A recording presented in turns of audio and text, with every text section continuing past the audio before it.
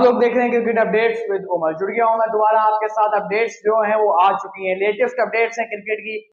और भाई नसीम शाह के ऊपर बहुत बड़ी अपडेट निकल के आ रही है। नसीम शाह के ऊपर पाकिस्तान क्रिकेटर्स और पाकिस्तान क्रिकेट टीम को आपको पता है कि वर्ल्ड कप खेलने के लिए तैयार हैं, लेकिन नसीम शाह, सबकी उम्मीदें ज्यादा नसीम शाह पे थी। नसीम शाह इंजर्ड हुए, नसीम शाह की इंजरी कैसी है, ये सब बातें हम आपको बताएंगे इस कंटेंट में। सेकंड अपडेट निकल के जो आ रही है वो ये है कि भाई इंजमाम उलग इंडिया पहुंच चुके हैं। इंजमाम उलग इंडिया पहुंच चुके हैं। क्या अब इब्रार अहमद और जमान खान के ऊपर चांस बनेगा? इब्रार अहमद और जमान खान का, इसके ऊपर हम आपको बताएंगे। इब्रार अहमद और जमान खान का चांस बनेगा या नहीं, इसके ऊपर क्या अपडेट निकल के आ रही है। इंजमाम उलग इंडिया पहुंचे हैं, क्या वो बाबर आजम से बात करेंगे या नहीं, ये भी हम आपको बताएंगे। जो थर्ड अपडेट निकल के आ रही है वो ये है कि बाबर आजम कैप्टेंस, आपको पता कल कैप्टेंस डे था और बाबर आजम प्रेस कॉन्फ्रेंस में मौजूद थे कैप्टेंस के साथ, लेकिन कुछ सवालात बाबर आजम से पूछे गए जिसके जवाब बाबर आजम ने बड़े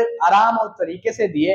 वो मैं बताऊंगा आपको कि भाई बाबर आजम ने कैसे जवाब दिए, क्या आंसर किए बाबर आजम ने, किस क्वेश्चंस कैसे थे, उनके आंसर्स बाबर आजम ने कैसे दिए, ये सब मैं आपको बताऊंगा। और अब मैच चल रहा है इंग्लैंड वैसे न्यूजीलैंड का, जरा उसके ऊपर भी बात करेंगे कि क्या झटका इंग्लैंड के लिए है और क्या झटका न्यूजीलैंड के लिए, ये भी हम आपके साथ शेयर करेंगे।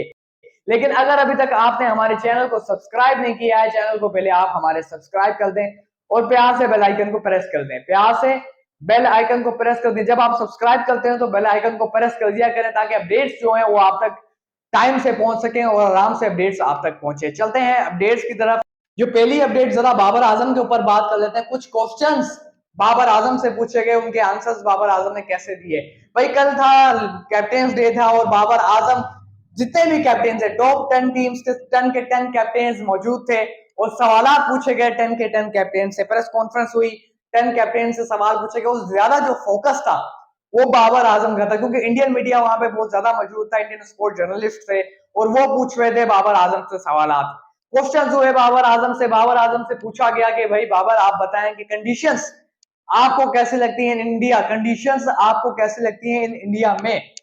बड़ा ये जबरदस्त सवाल था, कंडीशंस के बारे में पूछा गया बाबर आजम, जिसका आंसर बाबर आजम ने कुछ इस तरीके से दिया कि भाई देखें, बाबर आजम ने जो चीजें हमारे सामने निकल के आ रही हैं, जिस तरीके से बाबर आजम ने आंसर किया, बड़ा आराम से उन्होंने आंसर किया। उन्होंने बोला कि कंडीशंस जो हैं वो सिमिलर हैं, कंडीशंस सिमिलर हैं, जैसे रावलपिंडी की होती हैं या कराची की विकेट्स होती हैं या लाहौर की विकेट्स होती हैं, टोटली कंडीशंस वैसी हैं, टोटली कंडीशंस वैसी हैं। और बाबर आजम ने खेला उनके दिमाग के साथ, मतलब बड़े बाबर आजम ने, आप कह सकते हैं ना कि भाई चलाकी से बाबर आजम ने आंसर की थी। चलाकी से कैसे आंसर दिए जरा मैं आपको बताता हूं।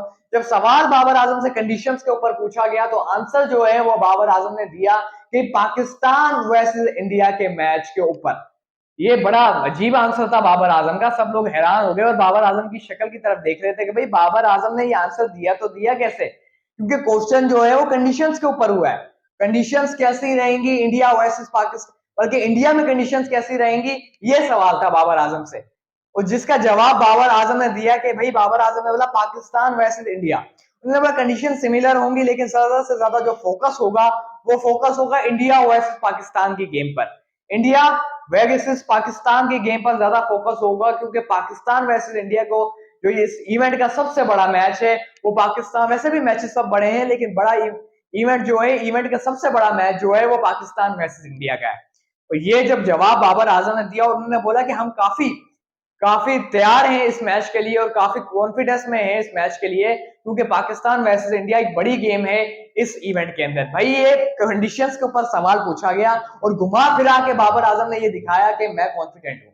ये देखिए, ये बाबर आजम की कोई वो नहीं थी, बाबर आजम ने दिखाया कि बाकायदा के भाई अगर आप माइंड गेम खेल रहे हैं प्रेस कॉन्फ्रेंस के अंदर, तो बाबर आजम ने भी माइंड गेम के साथ जवाब दिया। उन्होंने बोला कि भाई हम एज अ कॉन्फिडेंस में हैं, क्योंकि पाकिस्तान वर्सेस इंडिया सबसे बड़ी गेम है और हम कॉन्फिडेंट हैं इस गेम को खेलने के लिए, हमारी टीम हो या जो भी हो, जितने भी प्लेयर्स हैं हम सब कॉन्फिडेंट है। ये दिखाया बाबर आजम ने कि हम कॉन्फिडेंस में हैं।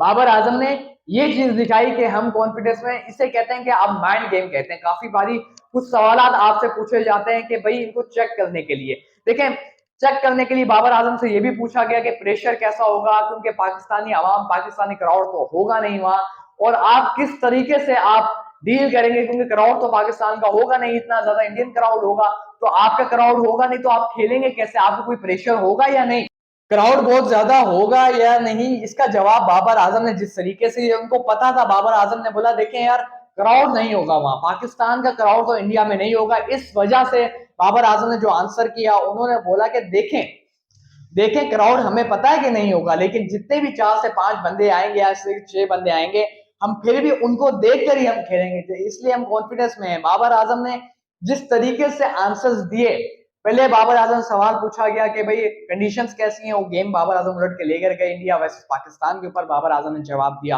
और बाबर आजम ने सेकंड आंसर जो क्राउड के ऊपर किया, बाबर आजम ने बोला कि हम कॉन्फिडेंट हैं, क्योंकि भले 5 से 6 लोग भी भले हमारा मैच देखने के लिए आएंगे क्राउड के अंदर, ग्राउंड के अंदर पाकिस्तानी, तो हम उन 6 लोगों के लिए खेलेंगे, उन 6-7 लोगों के लिए खेलेंगे। बाकी जितने भी पाकिस्तानी फैंस हैं जो भी हैं वो हमें दिल से सपोर्ट करेंगे, भले वो क्राउड में हो या नहीं हो, या ग्राउंड में वो आए या ना हो, लेकिन फिर भी हम जो है वो कॉन्फिडेंट होंगे, कॉन्फिडेंस होकर खेलेंगे। हम ये फोकस नहीं करेंगे कि भाई कितना क्राउड आया है, किसका क्राउड आया है, ये हमने नहीं देखना, हमने खाली गेम पे फोकस करना है।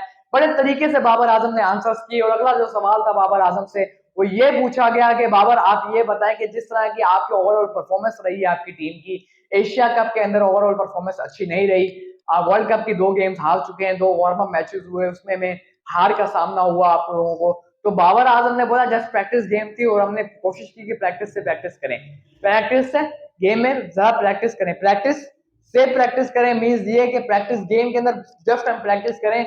हम ये नहीं देख रहे थे कि भाई जीत या हार हो, हमारा काम था कि भाई प्रैक्टिस वार्म अप मैच है तो हम प्रैक्टिस करेंगे। और उन्होंने बोला कि भाई हमारी अभी भी जो सबसे अच्छी चीज है जिसपे मैं कॉन्फिडेंस हूँ, वो बाबर आजम ने बोला कि बहुत ज्यादा, उन्होंने बोला हमारी बॉलिंग है।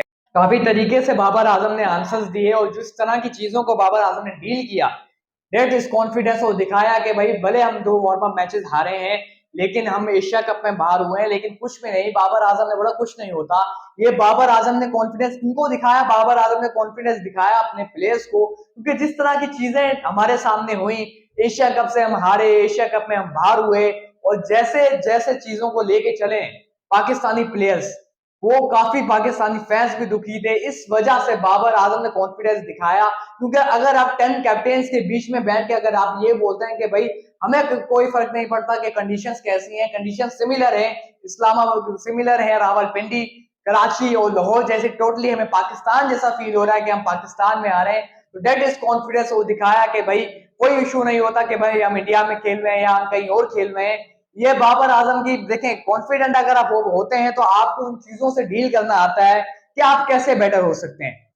इससे अगली अपडेट जो निकल के आ रही है वो ये है कि इंजमाम उलक जो है वो इंडिया पहुंच चुके हैं, और डीलिंग जिस तरीके से इंजमाम उलक करेंगे अब, क्योंकि आपको पता है कि मीटिंग होगी बाबर आजम के साथ इंजमाम उलक की, क्योंकि जिस तरीके से स्क्वाड तैयार किया गया और स्क्वाड बना, वो सब चीजें आपके सामने हैं, वो सब चीजें हम सामने, हमने क्रिटिसाइज किया, काफी ज्यादा क्रिटिसाइज किया, क्योंकि क्रिटिसाइज तो हमारा करना बनता था, क्योंकि देखिए हम पाकिस्तानी प्लेयर से प्यार करते हैं और पाकिस्तान टीम से प्यार करते हैं। हम चाहते हैं कि पाकिस्तान क्रिकेट बेहतर हो, पाकिस्तान क्रिकेट बेहतर और अच्छे इवेंट्स में जाके, बड़े इवेंट्स में पाकिस्तान टीम डिलीवर कर सके।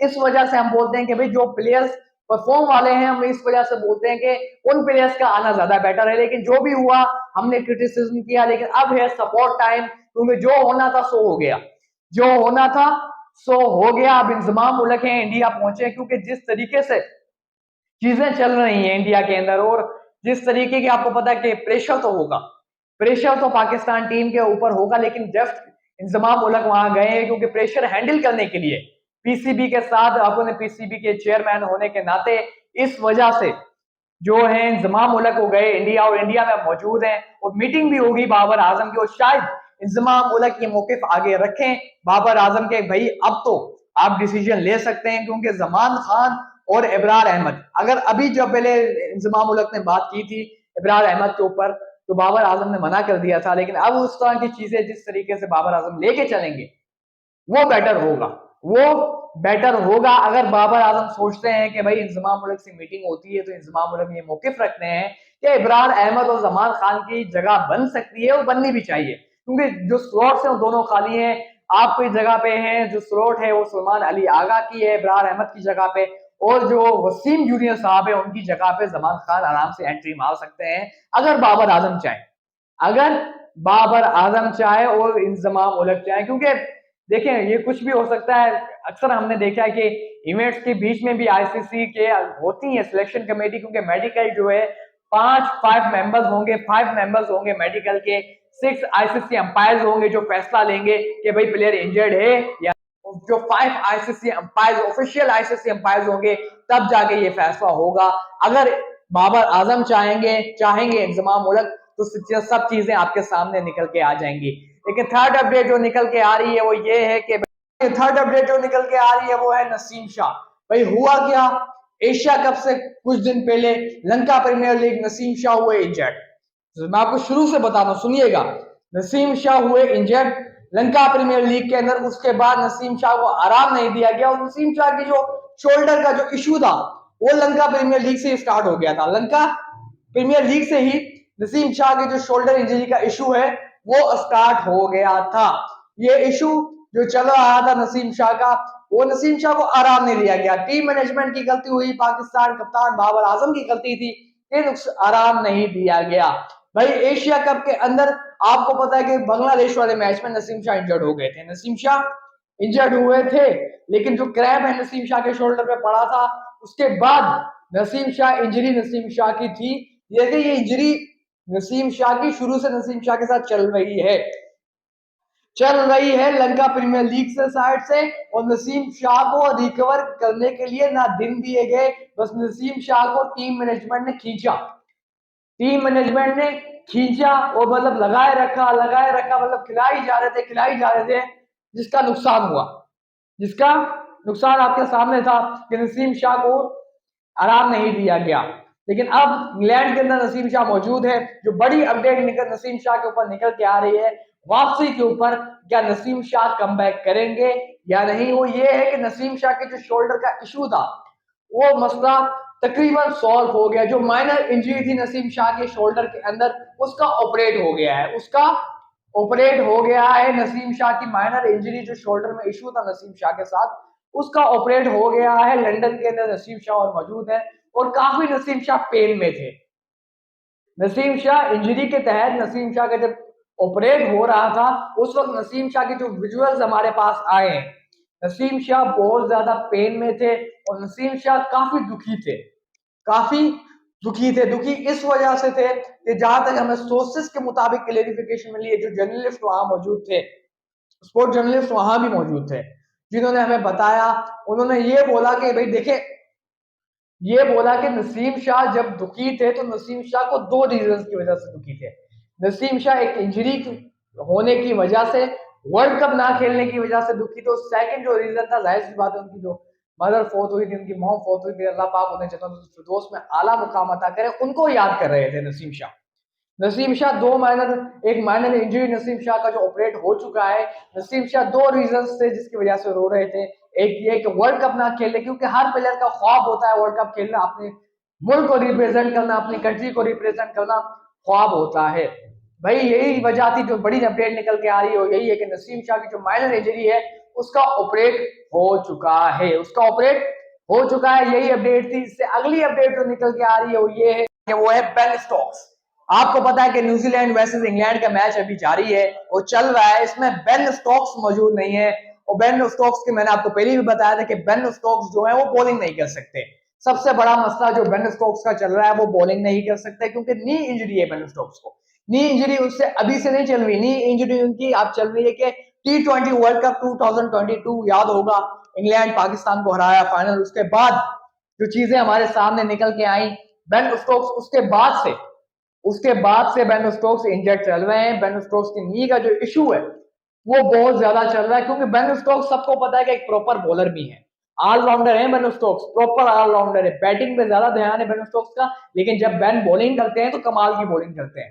बेन स्टोक्स इंजर्ड है और बेन स्टोक्स की इंजरी का जो इशू है वो 2022 के नवंबर से चल रहा है। और अब जो है उस तरह की चीजें आईपीएल में आए, चेन्नई सुपर किंग की तरफ से खेले बेन स्टोक्स, एमएस धोनी की कैप्टनसी में खेले, लेकिन वही हुआ कि बेन स्टोक्स 1 मैच के लिए, 2 मैच के लिए, उसके बाद फिर बेन इंजर्ड हो गए। उसके बाद जिस तरह से चीजें हमारे सामने निकल कर आई, भाई वो चीजें ही अलग थी, वो चीजें इस तरह से अलग थी क्योंकि बेन स्टोक्स इंजरी में लगे रहे, इंजर्ड हुए। उसके बाद एशियंस में कैप्टेंसी की, एशियंस में बेन स्टोक्स ने बॉलिंग नहीं की, 4 से 5 ओवर या 6 ओवर आगे करते थे मेन, लेकिन उसके अलावा बेन स्टोक्स जो है वो बॉलिंग नहीं करते थे। बेन स्टोक्स बॉलिंग नहीं करते थे 5 से 6 ओवर्स के अलावा एशियंस के अंदर। लेकिन अब जो है बेन स्टोक्स इंजरी की वजह से वर्ल्ड कप के 2 मैचेस तो लाजमी मिस करेंगे। बेन स्टोक्स के साथ भी यही इशू है। और केन विलियमसन जो न्यूजीलैंड के मेन कैप्टन, मेन बैट्समैन है, आप कहते हैं कि न्यूजीलैंड की जो है वो की फैक्टर होंगे न्यूजीलैंड के लिए इस वर्ल्ड कप के अंदर, क्योंकि स्पिनिंग थोड़ी सी कंडीशंस होंगी। और जो केन विलियमसन जिस तरीके से स्पिन को टैकल करते हैं, वो सब जानते हैं कि केन विलियमसन किस तरीके से स्पिन को खेलते हैं। केन विलियमसन इंजर्ड हुए थे और केन विलियमसन भी इंजरी जो है वो भी बहुत बड़ा इशू चल रहा है न्यूजीलैंड के साथ। देखें यार, मुझे दुख इस बात का होता है, केन विलियमसन भी न्यूजीलैंड के बहुत बड़े प्लेयर हैं और न्यूजीलैंड के क्या, केन विलियमसन को मैं भी पसंद करता हूँ। जितने भी एशियन फैंस हैं, पाकिस्तान, इंडिया या आप कह सकते हैं श्रीलंका, अफगानिस्तान के जितने भी फैंस हैं, बल्कि बांग्लादेश भी न्यूजीलैंड के कैप्टन केन विलियमसन को बहुत ज्यादा पसंद करते हैं, क्योंकि उनकी बैटिंग ही ऐसी है यार। जिस तरीके की उनकी टेक्निक है, केन विलियमसन की बहुत बढ़िया टेक्निक है, ऐसे नहीं वो फैब फाइव में है और कमाल के बैट्समैन है। इस वजह से केन विलियमसन की बैटिंग को हम बहुत ज्यादा पसंद करते हैं और एज अ कैप्टन भी केन विलियमसन को बहुत ज्यादा पसंद करते हैं। और केन विलियमसन के जो ऑन द डिसीजन होते हैं मैच के अंदर यार, वो कमाल के होते हैं, वो कमाल के होते हैं। लेकिन सेटबैक होगा बहुत बड़ा न्यूजीलैंड के लिए भी और इंग्लैंड के लिए भी। मैच चल रहा है न्यूजीलैंड और इंग्लैंड का भी फिलहाल, लेकिन जो चीजें जिस तरीके से चल रही हैं वो यही है कि भाई न्यूजीलैंड और इंग्लैंड का तो मैच चल रहा है, लेकिन मैं बोलता हूँ कि इंग्लैंड फेवरेट है। लेकिन इंशाल्लाह मैं सपोर्ट जो कर रहा हूँ न्यूजीलैंड को कर रहा हूँ, क्योंकि न्यूजीलैंड की टीम मुझे ज्यादा अच्छी लगती है कि भाई हो या इंग्लैंड के प्लेयर्स हो या न्यूजीलैंड के। बेन स्टोक्स बहुत बड़े प्लेयर हैं, नो डाउट बेस्ट ऑलराउंडर है दुनिया के। केन विलियमसन बेस्ट बैट्समैन है। लेकिन जो मुझे मसला आता है ना, वो ये होता है कि भाई बड़े इवेंट्स के अंदर जब आके कोई प्लेयर इंजर्ड होता है ना, तो बहुत ज्यादा मजा खराब होता है। आज के मैच का भी थोड़ा सा जो वो 4 महीना न्यूजीलैंड और इंग्लैंड का, वो थोड़ा फीका पड़ रहा है अभी, क्योंकि केन विलियमसन भी नहीं है, बेन स्टोक्स भी नहीं है। अगर वो दोनों होते तो भाई वो 4 में अलग होता। वो 4 में भी चल रहा है मैच। इस मैच के ऊपर अभी मैं बात नहीं करूंगा, कल जो कंटेंट आएगा इंशाल्लाह कोशिश करूंगा कि रात को आपके साथ जुड़ जाऊं।